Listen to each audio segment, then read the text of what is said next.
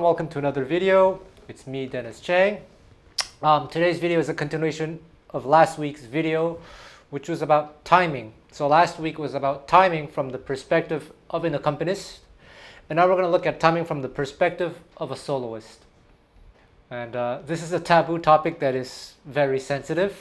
Let's see what's going to trigger. And it's quite subjective, but I will be talking about from the perspective of someone who has had the opportunity to analyze the rhythmic signature of many well-known and respected players.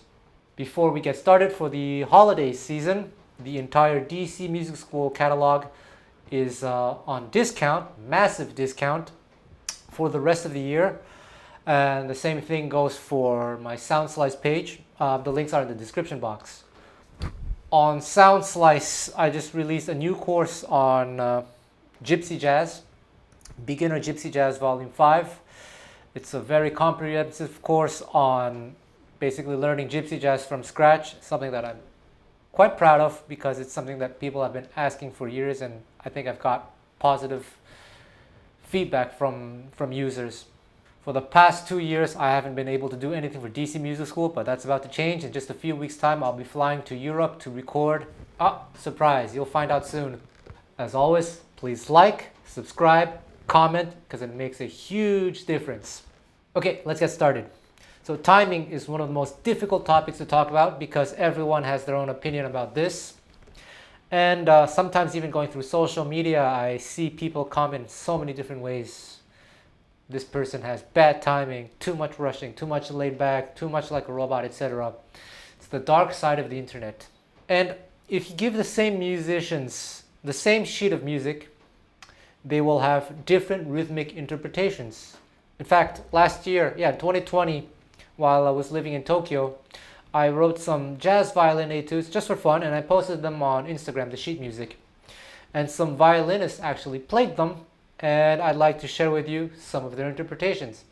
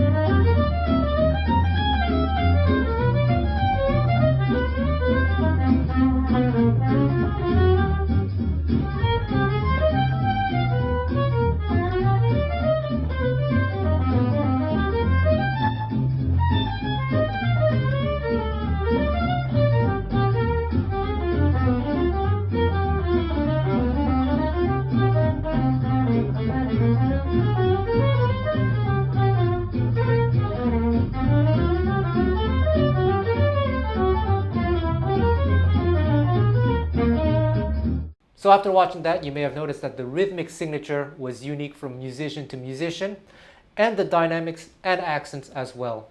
While the notes may be important, the rhythm is equally and sometimes even more important.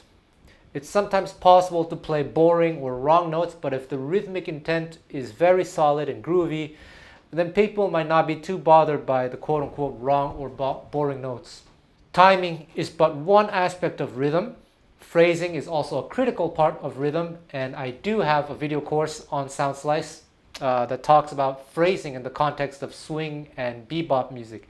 So check it out because it's on discount. Leave a comment, like, subscribe. This particular video will mainly be about timing. Now, broadly speaking, you have three general possibilities. You can be 1, in sync, or at least as much as humanly possible. So in sync with the rhythm section. You can be laid back, or you can be on top of the beat. I guess what people call rushing. If you watched last week's video, you know that accompanists themselves are not perfect and will likely move in one way or another, even if it's very, very subtle. This makes for an extremely complicated topic. And there is a lot of organic interaction happening when musicians play together. And actually, I'd be curious to have your thoughts on this. Nowadays, play-alongs are widely available.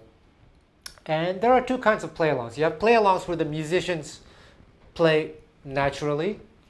And if I'm not mistaken, this is the case with the Jamie Aebersold series. Apparently, they used to record together as a group and the soloist was in a booth. And then after, they released the play-along tracks by isolating the soloist, by removing the soloist. So it's a very human performance, so to speak. Then you have play-alongs that are quantized in post-production. Quantized means that there are the beats are lined up to a grid so that it's like a digital metronome. And of course, you have digital play-alongs that are digitally generated like iReal Pro or Band in a Box. So these play-alongs are rhythmically perfect, so obviously not very human. What do you guys think? What do you guys prefer? Of course, the best is to play with other musicians, but sometimes that's not always possible, and it's great to have something to play along to that's not just the metronome. Now, for me personally, the quote-unquote human play-alongs, the ones that are not altered, they can certainly be fun, but it depends on how much the rhythm section is moving. There are some play-alongs that I've tried where the count-in was slightly different from the actual playing. It would be like 1, 2, 1, 2, 3, 4. Right, maybe not that bad, but it's like, whoop, I noticed there's already a difference right there. So this is like this human quality. There are other play-alongs I've tried where like in certain sections I notice, oh, it's maybe rushing a lot, like quite noticeably, at least to my ears, or dragging, moving in one way or another. And since it's a recording, it's never going to change. It's always going to be like that. And with time, obviously, you probably get used to it and always expect it coming, and then in your playing, you adjust to it. And then there are certain play-alongs where actually I'm not even sure if it's recorded to a click track or not, because I felt the playing was really, really solid. If such play-alongs were not recorded to a click, then I think the rhythm section did a really, really good job at keeping any shifts like really, really minimal. But for me, the biggest problem with playing with quote-unquote human play-alongs is that the actual idea of playing in a natural way is not to be playing with a play-along, but with actual musicians. It's kind of contradictory. When you play together, you have these very subtle interactions happening in the whole group. Everyone influences each other in one way or another. And groups that are considered rhythmically tight are groups that have this chemistry that I talked about in the previous video. I mentioned last week that Angelo, one of the most famous gypsy jazz guitar players in the world, for instance, he loves a rhythm that is really driving. And when I accompany him, I know I have to really drive from the get-go. Actually, let's check out a video and you tell me what you think.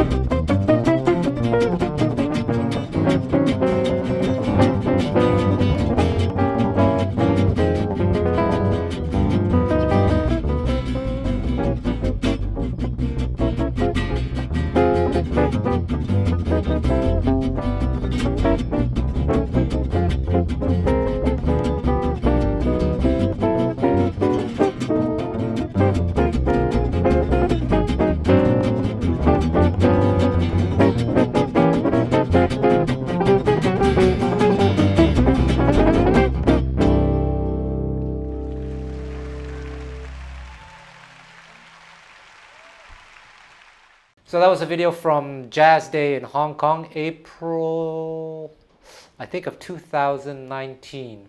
And so yeah, I got used to playing with Angelo Dora. He's told me what he likes, and this is what I give him when I play with him.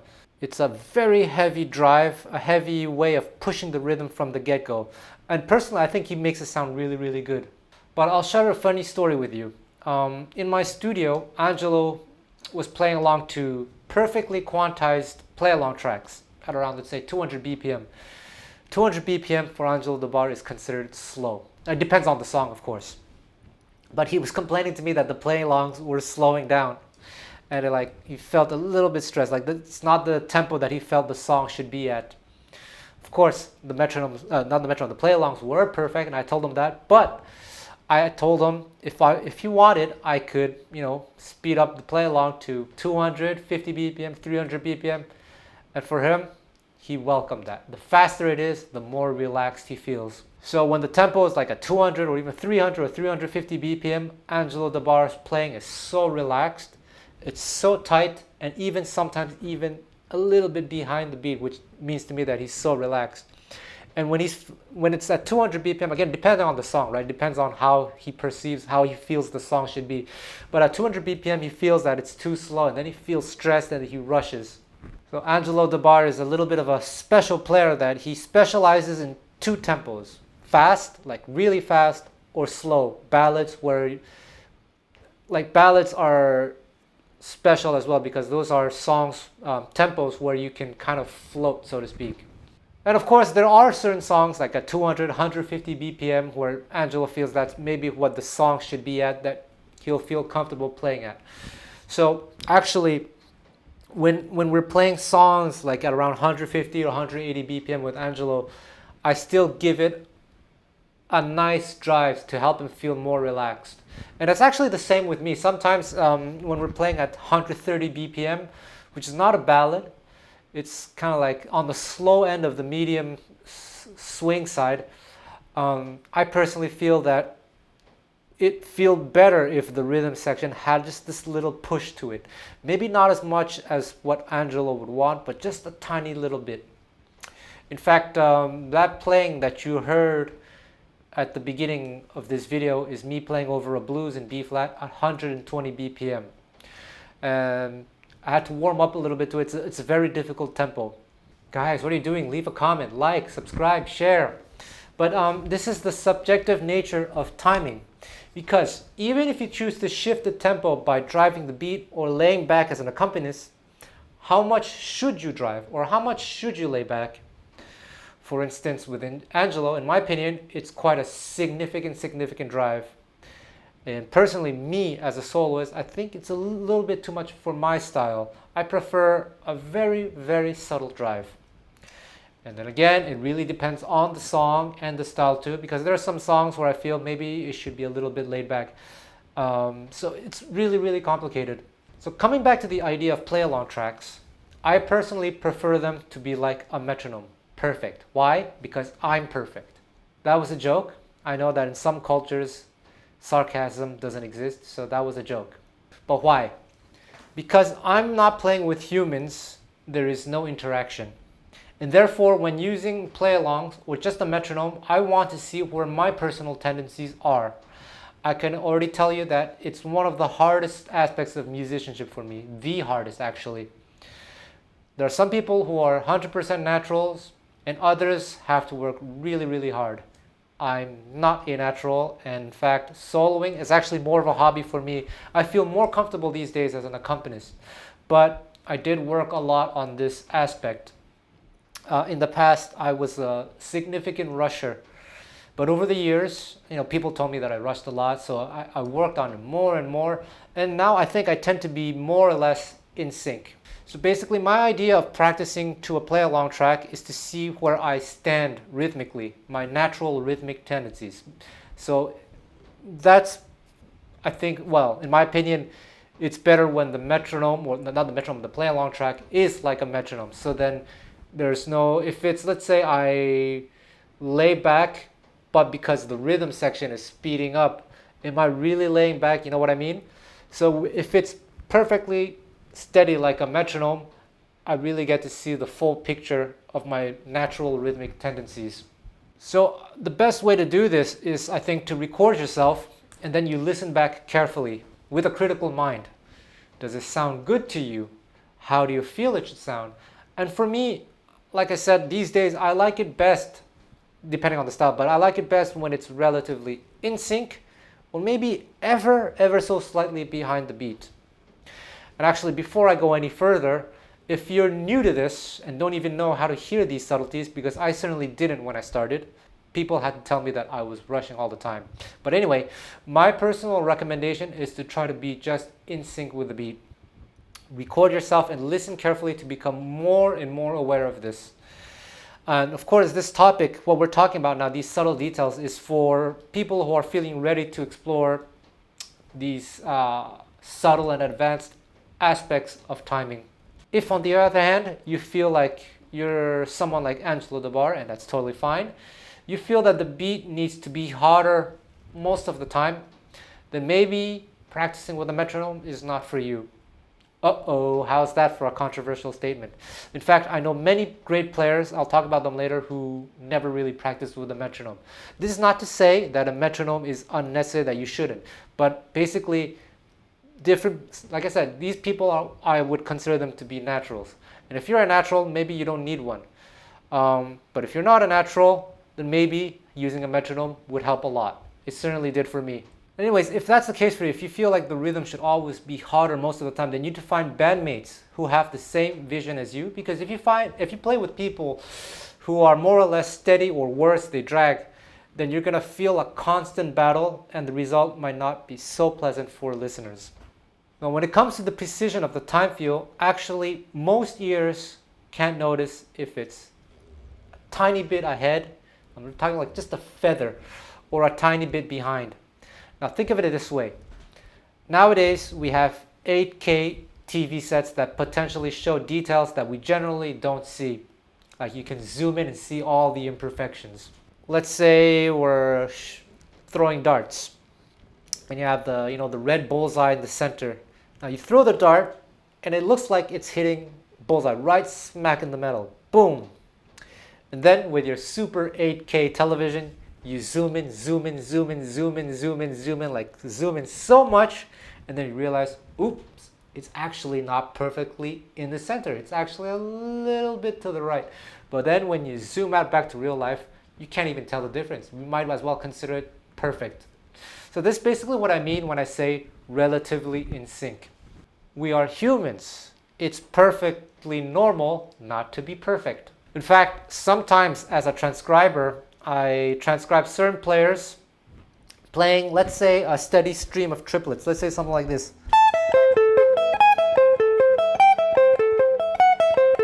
This is one of the most typical gypsy jazz licks in the Dutch school. And they're playing that at a very fast tempo. In the past, what I've done, I've slowed down the music like significantly, like up to 10%, because the technology nowadays for slowing down music is so much better than it used to be. Anyway, guess what I noticed? I noticed that the triplets, when you zoom in, when you slow it down to like 10%, are not necessarily perfect.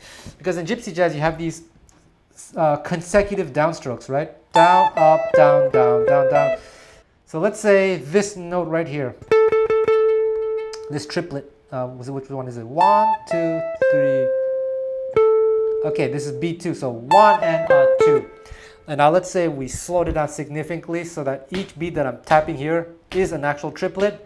it sounds like this. And I'm not gonna do it in time, but I'm just gonna do it really slow.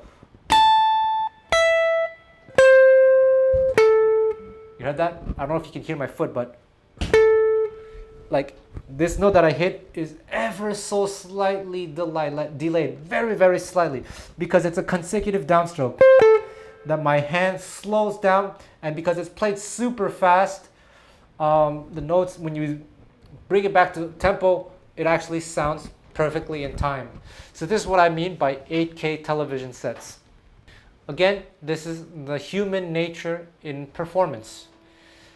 And actually someone told me, this makes sense, someone told me that violinists themselves never quote unquote play in tune from the get-go. What happens is they play a note, they put their finger down, and it's probably very, very close. But as soon as they play the note they hear, and they're good violinists, of course, they make micro adjustments in the moment, so fast that the casual listener doesn't notice these shifts. And this seems to make a lot of sense, actually. But again, if you use your 8K television set, then you're gonna hear, ooh, this note is out of tune. Now it's in tune. So why do I prefer it to be relatively in sync, or maybe a little bit behind the beat? And when I say a little bit, I mean just like little bit that you don't even notice it. So if you don't even notice it, how do you even know that you're behind the beat? It's again because of modern recording technology. When you record yourself on a DAW, you can see you're playing in relation to the rhythm section. So you know, oh, it's actually a little bit behind.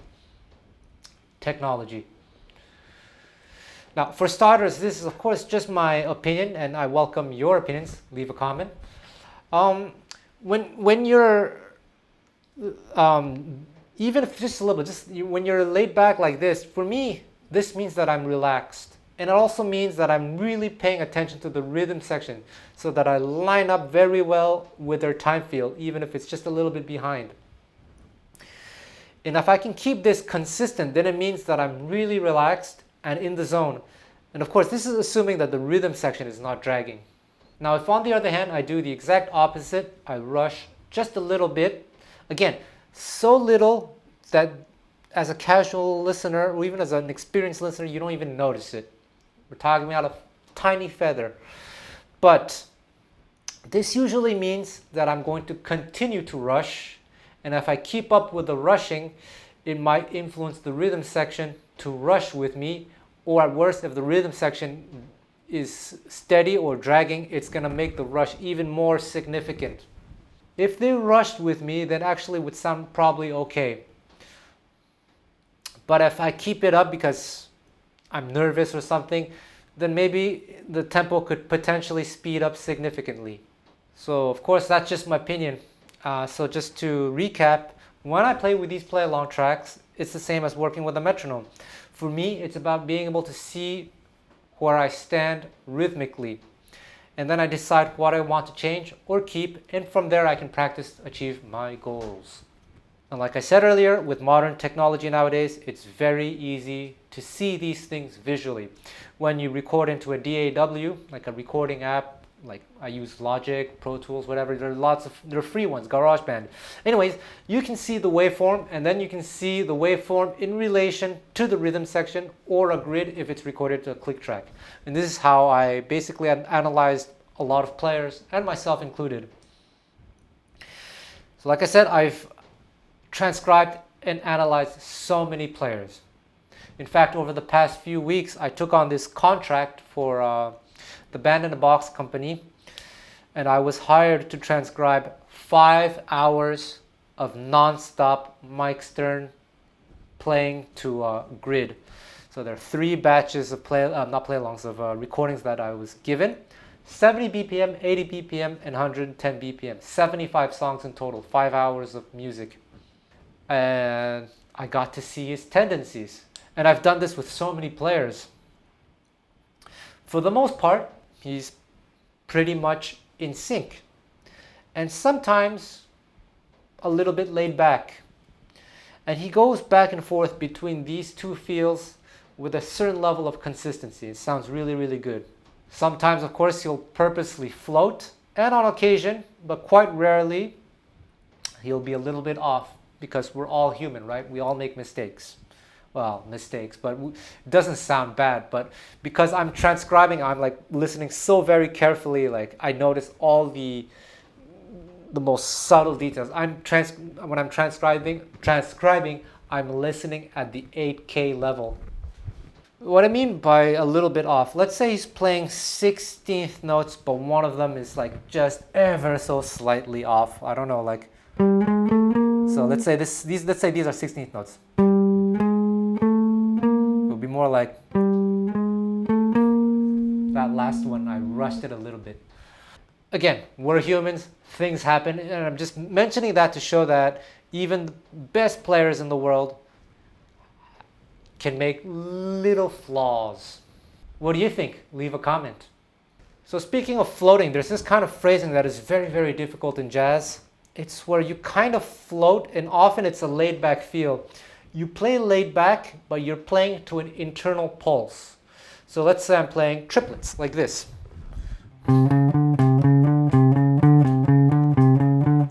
The beat, I mean, you can hear the beat, right? It's on that note C. But then I start to gradually slow down by ignoring the rhythm section. So let's say I recorded to a play along track, and then I did this. You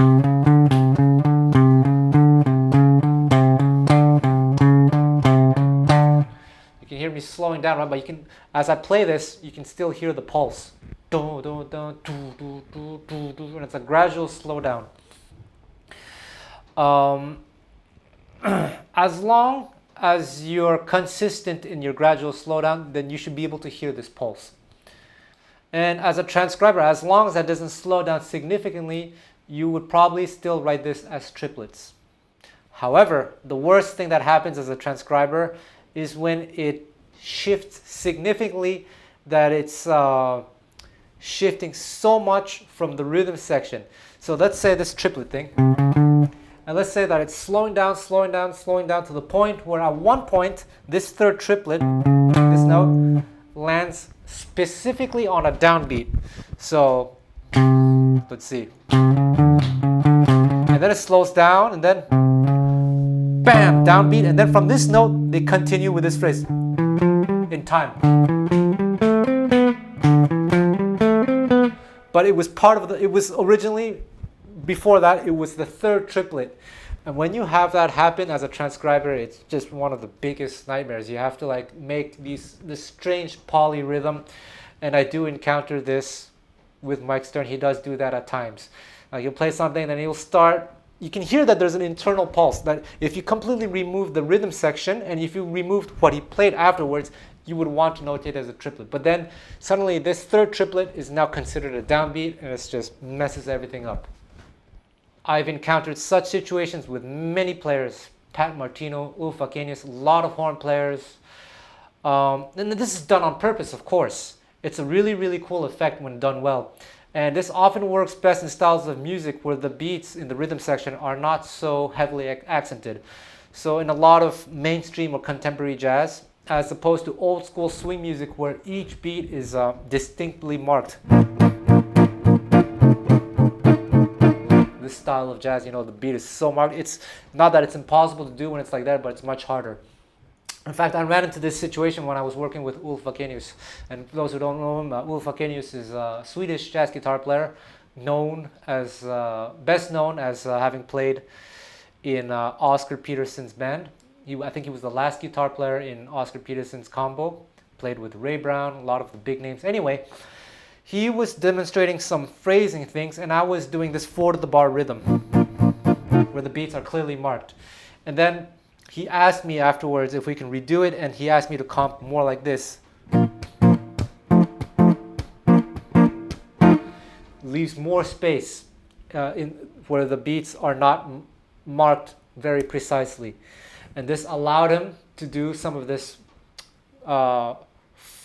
floaty phrasing. Actually, here's a video of me recently, just a few weeks ago in Taiwan with a band. We're playing Cherokee at a maybe 350 BPM, and I'm doing the same thing. The beats are not so heavily accented that it's easy for me to play in this loose way. And even the beats are accented, like I said, it's still possible to do this. In fact, you can hear Louis Armstrong do this over very fast tempos, like in the old days, I think early 30s or late 20s. Tiger Rag, for instance, check that out. He plays in a very loose way. It's not as easy as you think. It's really hard. It's not about playing out of time. It's about floating, but always carefully listening to where the rhythm section is. Have this constant awareness. So it's like doing two very opposite things at the same time. But anyway, check out this video of me playing Cherokee.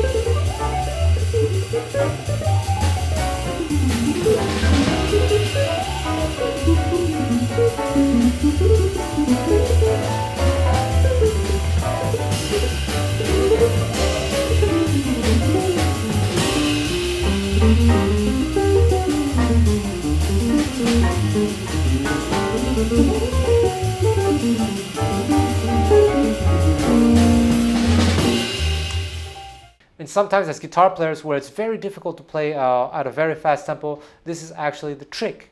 It's to not play perfectly to the grid, but to play in a more relaxed manner, but to play with very deliberate intent and consistency. And I noticed, again, this is something I learned from listening to a lot of straight ahead players. Sometimes like they're playing like crazy fast, 350 BPM, and it's like, and I'm thinking, man, how are they playing? Like how can they keep up like this? And I realized that they're doing the same thing. Because they're so deliberate and consistent in their phrasing. It sounds like they're playing steady stream of eighth notes, but actually when you transcribe it, it's actually something else. It's something more relaxed, slower than the actual tempo. And then you have these rhythmic figures, rhythmic signatures, where it's very hard to precisely notate what it is. In fact, it can be interpreted in a number of ways. So another player that I worked with, John Stoll, for example, he likes to play this rhythmic figure. It's a 3-note rhythmic figure. Now, sometimes it sounds like it's a quarter note triplet. 1, 2, 3, boom. So like that's the space of a half note. But sometimes he does it so that it sounds more like this. 1, 2, 3, 4. So that's an eighth note, a quarter note, and an eighth note. Da, da, da. And then sometimes it's right in between. And so as a transcriber, you're wondering, oh man, how do I notate this? Either or, basically. Both would work. And for example, I've done some Miles Davis transcriptions, Charlie Parker, etc. I've written them down. Then after I checked out what other people did, if they did the same transcription. And I noticed that we'd have different rhythmic interpretations. And it's not a case of right or wrong. They can actually go both ways. Wink, wink. Django has this recording where he's playing over this ballad. It's called Où es-tu mon amour? I think it's from the late 40s. And in his playing, the phrasing is fairly floaty, but again, played with deliberate intent. But when Stokla Rosenberg played the same solo on a recording, he quantized the solo. There are so many rhythmic signatures out there. For example, when I recorded Antoine Boyer some years ago, I think he was 19 years old at that time, his playing was deliberately slightly behind the beat in general. And I asked him about it and said, yeah, it's something that he was trying to aim for. But sometimes though, on fast double time or triplet passages, or when he plays with intensity, he'll be a little bit ahead of the beat, and he would say, yeah, that does tend to happen. So when you play with intensity, it's fairly common to rush. And then you have to decide, did I rush too much or just a little bit? And all of this will be part of your musical signature. And these are choices you have to make. If you feel it's a light rush, probably it is okay. But if it's too much, then you have to decide for yourself, okay, should I learn to show a little bit more restraint, or do I keep it as it is? Working with Birelli-Legrand was very interesting. He's someone who barely used a metronome. He just plays by feel. And when playing over this kind of rhythm, this swing rhythm, he tends to be more or less in sync. However, when he's playing over a straight ahead rhythm section, he tends to be even more laid back and sometimes doing that floaty thing that I talked to you about. And for him, this is something that came very naturally, because when he was playing this kind of swing over this kind of swing rhythm, he listened to a lot of Django Reinhardt, of course, and that's how Django plays, more or less in sync. But when he listened to bebop players or straight players, he was listening to players who had this more laid back feel, and this is something that he absorbed very naturally. And it's really crazy because he would be playing over super rhythmic songs like Sunny or Isn't She Lovely, and his timing is so incredible. Like, for example, in Isn't She Lovely, you have that little break at the end, and then he'd do this really seemingly adventurous rhythm.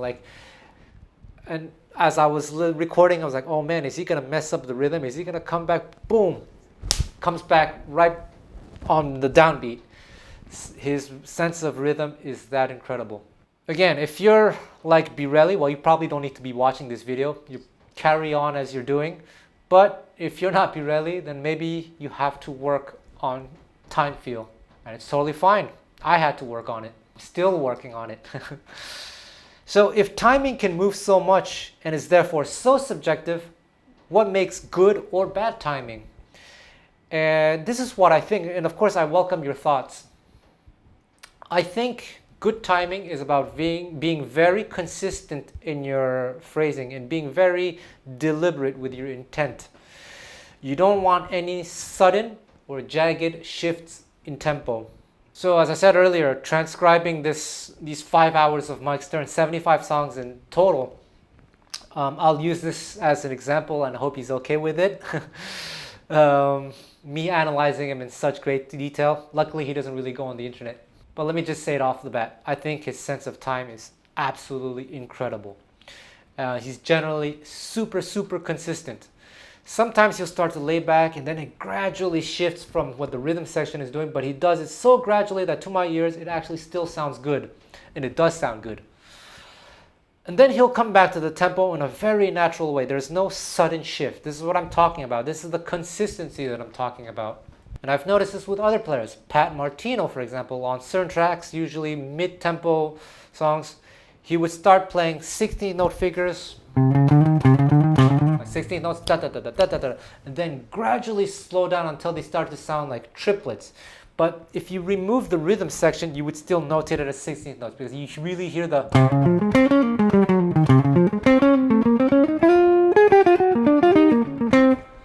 You hear well, maybe not, like, because jazz accents don't work that way, but you know what I mean. You can still feel that there's a 16th note quality to it, but he's slowing down gradually that at one point they become triplets or some kind of strange polyrhythm.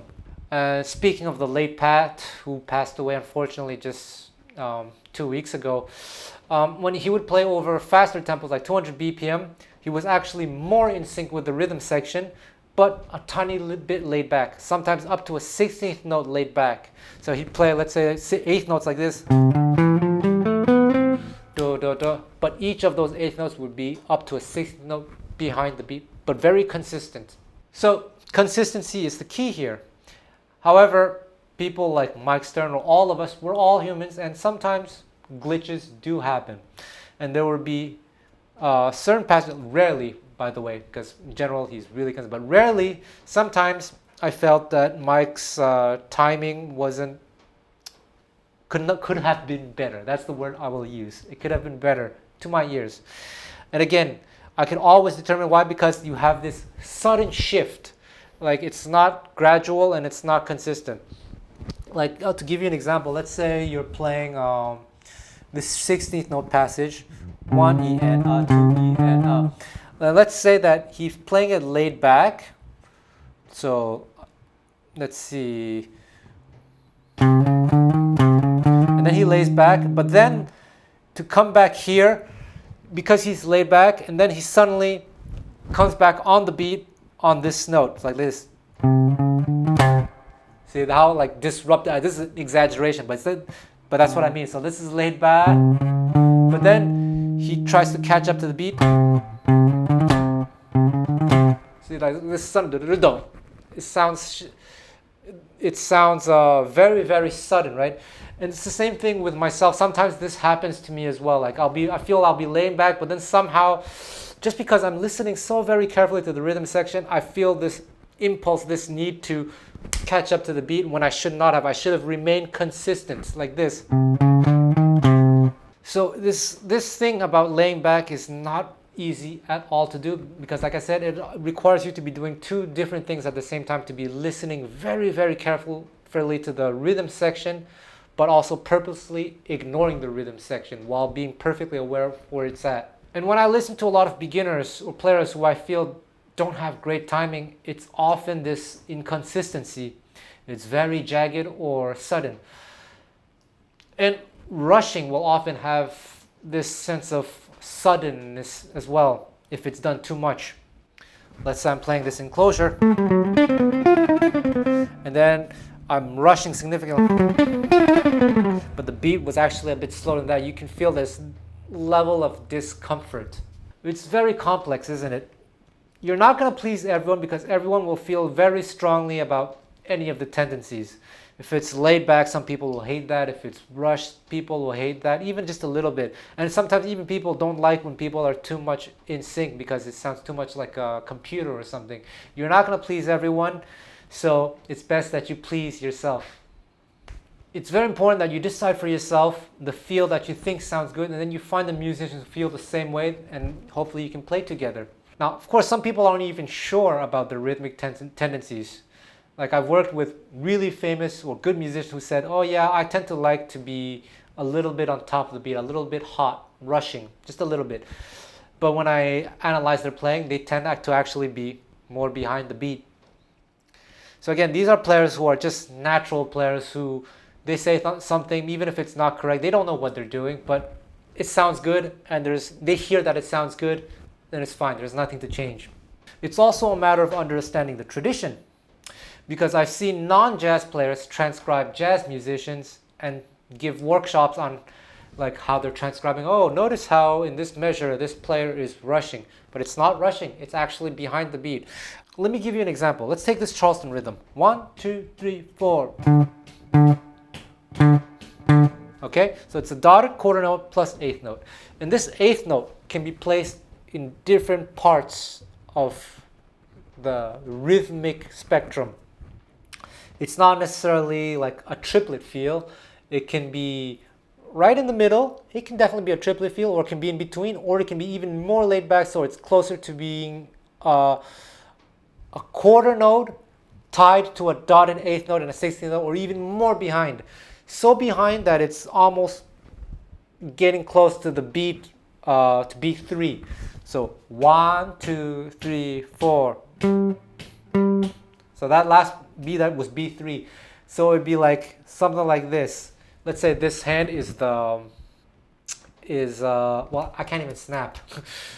But it has this kind of like effect. Let's say the first one that I do is the Charleston rhythm, and the second one that I hit would be the B3. And let's imagine what I just did here was slowed down to 10%, so that when you speed it up, it sounds like dum dum. And again, I've seen transcribers say, oh, okay, so notice how this player is rushing here, so we'll just put it on B3. No, it's a Charleston rhythm. This is what I mean about understanding the tradition. When you listen to this music for so long, like I have, then you understand the tradition. So there are so many rhythmic signatures out there. Wes Montgomery is from the bebop era, but he was heavily influenced by the older players that didn't really do the floating thing. So it's a style of playing that is heavily dependent on the consistency of the rhythm section. Joe Pass was that kind of player as well. So was Django. It's the style that I like as well. It's the style that I go for. I need the rhythm section to be in a very particular way so I can express myself the way I like to, because I am playing against the rhythm section. And if the rhythm section is not doing what I expect it to do, then I can no longer express myself the way I want to. And that leads to this other way of playing, where players ignore the rhythm section and play the way they always play. And I gotta say, that's actually really, really impressive. It's not easy to do at all. And I actually, in the past year, I've been trying to develop this as well, because I've had the opportunity in the past year to play with a lot of, well, let's say rhythm sections that are not doing what I expect them to do. That's the nicest way I can put it. And I did make a lot of progress in this style of playing, but it's not my preferred way, because I like interacting with a good rhythm, with a tight rhythm section. This ignoring style of rhythm is useful, especially when the rhythm section is really bad. And I was talking to some really high-level players, and I mentioned this other high-level player that I had recently played with a long time ago. And I commented that I was very impressed that this player was able to play so well despite having a rhythm section that was not experienced. It was a pickup band. And this other high-level player that I was talking to said, yeah, it's very, very impressive, but at the same time, it's not what I want to do as a musician, because what I want to do is to have a really good rhythm section doing what I expect it to do, so that we can have this nice dialogue happening. Because if you're ignoring the rhythm section, then you might as well just play to a rhythm track or a metronome and just ignore what it's doing and just blaze your way through the whole thing, even if you sound good. So basically, the style of playing that I'm trying to develop the most is one that is very dependent on this tightness of the rhythm section. And Wes Montgomery is like that. If you listen to a lot of his playing, if you check out his playing, it's so rhythmic, and the rhythm is played in relation against, it's played against the rhythm section. And for that to work, the rhythm section has to be that way. Because if it wasn't that way, then Wes wouldn't be able to do what he did. So this leads to my last topic, playing together as a band. I feel that rhythm sections have a different priority than soloists, especially rhythm sections that are responsible for marking the beats, which usually means bass player or drummer. On occasion, of course, guitar players or pianists, especially when they're doing this kind of or stride piano rhythm. They have to be very consistent in their time feel while listening to the soloist. If the soloist lays back, the rhythm section has to hear it, but in most situations, they should not lay back with the soloist, or else what? It drags. And the first time I experienced something like this was when I played with James Carter, the saxophone player. We're doing, I forgot where it was. I think we're doing a radio gig or something. Yeah, in Canada, radio. It wasn't the first time that we played together before, but it was just me and him. I was playing rhythm for him. And at one point, he would just start to lay back significantly, like really, really significantly. It's such a shock as a rhythm player. But I have to listen to what he's doing, but I have to ignore it, and I have to keep it really, really steady. Because if you followed his pulse, it would become a great train wreck. I know that when I worked with Pat Martino, he complained to me about drummers in the past who did this, who he would start to deliberately pull a little bit, well, a lot, and the rhythm section would follow him, and it would just be a train wreck, and he wouldn't be happy. So, well, rest in peace, Pat. It's really sad that he went in, but I really appreciate some of the stories that he shared with me. Anyway, if on the other hand, the soloist is on top of the beat, the rhythm section then has to decide. Again, this is all my opinion, right? But they have to decide how much is the soloist pushing and how long. If it's just a brief and occasional push, did I say poof? And a very small one, then it's probably okay to stay where you are. But if the player is consistently pushing, then maybe the rhythm section needs to make a decision to follow the soloist so that it feels together. Now, these are just ideas in my head, nothing that's really set in stone, and it shouldn't be thought of as rules. But that's why you have to find really good musicians to play with. Musicians who are sensitive to such things. These are well, for me anyway, those are the kinds of musicians that I like. Musicians who have this heightened sense of rhythmic awareness. Maybe they're not even conscious about it. Maybe it's happening in their subconscious, but in their playing, you can hear how how confident it is. And that's just the coolest thing for me. For me, it's just so important. And when you find musicians who are really, really insensitive to all this and have the same rhythmic vision as you, then it's one of the most incredible feelings as a musician. This is, of course, a very subjective topic, but I hope I approached it in a non-biased way. Of course, I explained when I was talking about my personal opinions, my preferences, but I'm showing you all this so that you can develop your own opinions. My goal in making this video is to make you aware of such things and then to get you to think about it. Hopefully it will teach you to listen to music in a new way that will then allow you to hear these things. So please share your thoughts on time feel. Thank you.